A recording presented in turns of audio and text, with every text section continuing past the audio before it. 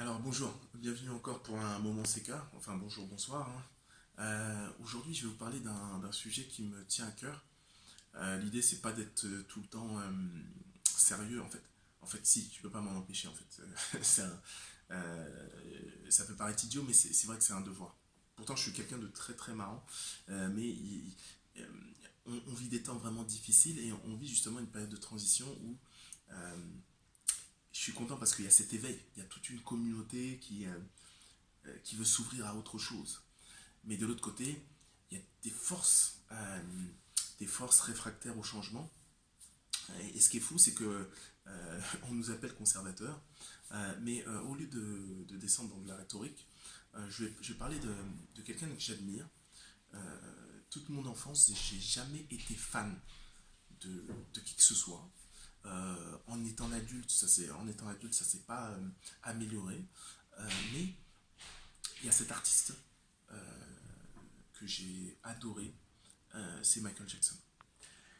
Aujourd'hui, il y a quelques semaines, en fait, une vidéo a été faite mettant en scène deux,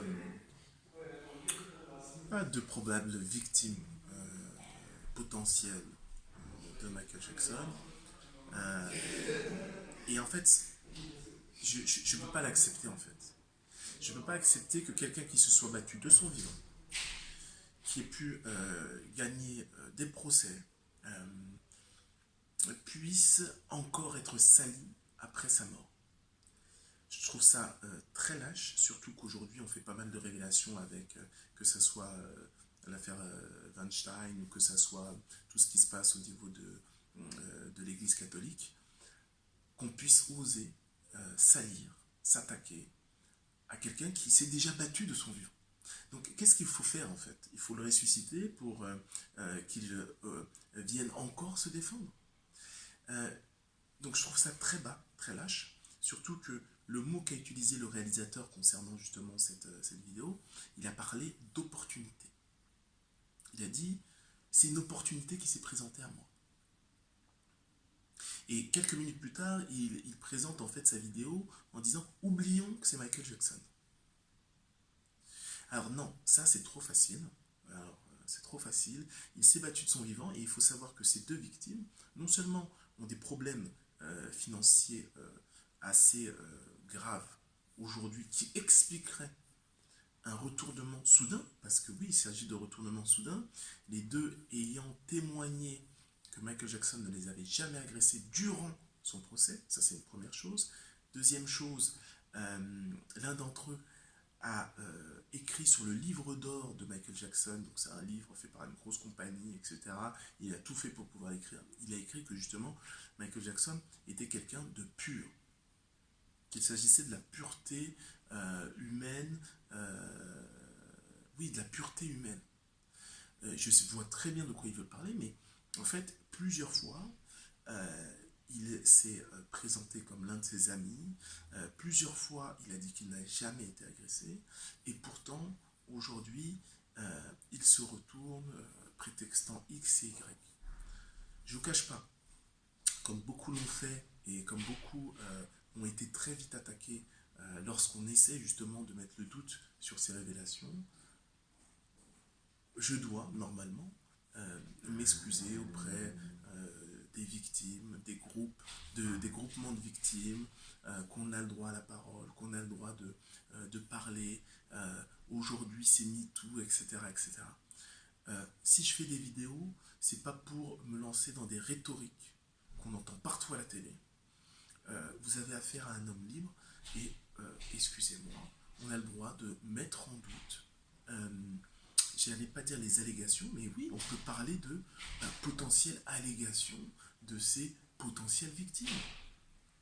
Je vois pas pourquoi on mettrait le mot hypothétique sur quelqu'un qui s'est battu au niveau des tribunaux pour clamer son innocence et on devrait prendre les paroles de menteurs pour vérité absolue.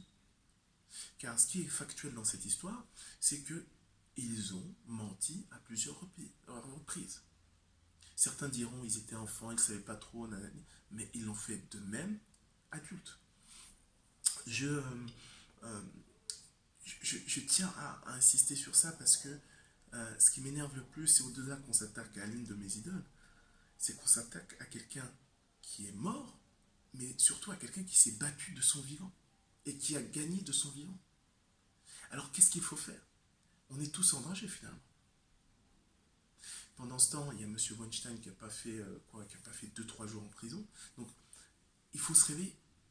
Et quand je vois cette hypocrisie médiatique où on voit des journalistes commenter l'affaire Weinstein et prenant de la distance par rapport justement au monde du cinéma, on sait très bien que le milieu médiatique, journalistique est infesté aussi de monstres, de prédateurs. Et donc la journaliste qui prend vraiment de la distance, mais c'est se moquer du monde en fait. Il y a des problèmes dans, je pense, beaucoup d'industries. Peut-être qu'il y en a certaines plus perverses que d'autres. Et il faut aussi prendre le côté inverse où c'est vrai que c'est des choses qu'on veut parler, mais il y a des gens qui sont prêts aussi à faire ce pacte. C'est-à-dire contourner nos valeurs pour accéder aux valeurs de notre environnement qui est, oui, le profit individuel, etc. Où sont nos limites finalement? Que sommes-nous prêts à faire pour, je ne sais pas, de l'argent, du bonheur? J'essaye d'en parler dans un livre, ça s'appelle Les vœux de Monsieur Dawkins, c'est-à-dire que finalement, qu'est-ce qu'on veut vraiment? Et en ce qui concerne l'entrepreneuriat, j'aimerais qu'on soit capable de se regarder dans une glace et faire face à ces valeurs. Quelles sont mes valeurs?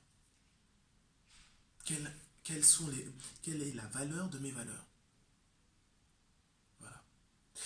Bah, on dit à bientôt et n'hésitez pas à laisser des commentaires et on se retrouve pour un prochain moment CK.